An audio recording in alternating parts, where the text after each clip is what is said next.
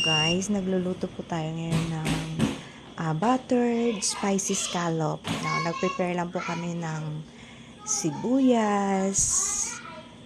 Ayan, nagsaslice po tayo dyan ng sibuyas, onion leeks, ganyan.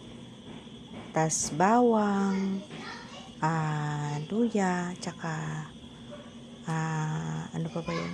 Yung siling mahaba. Ayan. Prepare lang po tayo niyan. Pasensya na po kasi maraming kamay. Nalilikot po namin dyan. Ayun. Ayan.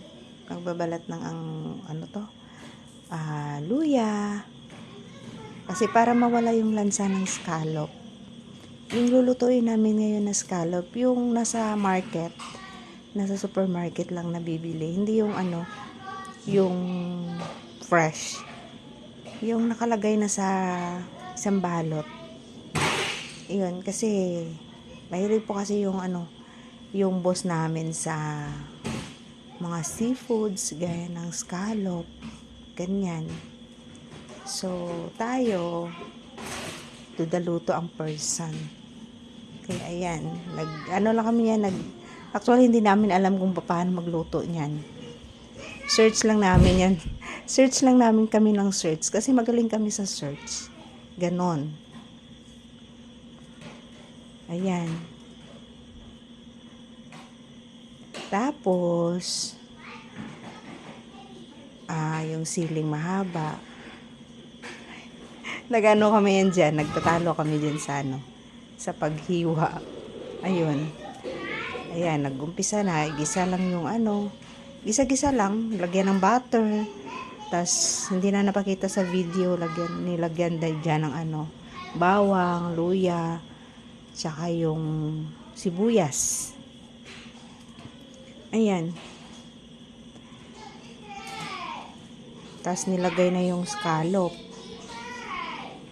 Nalilito kasi kami sa scallop kasi parang madali siyang madurog.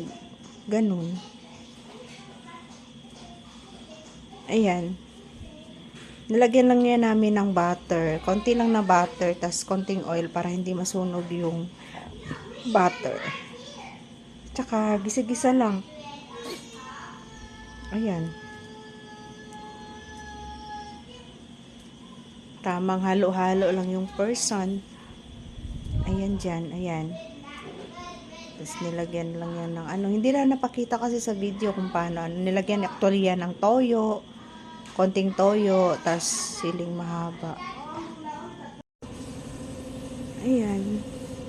Nilagyan lang yan dyan ng pampalasa. Konting toyo, sibuyas. And then, patutuloyin lang yan. And then, that's it. Ito na yan. Yan. Yan, tapos na.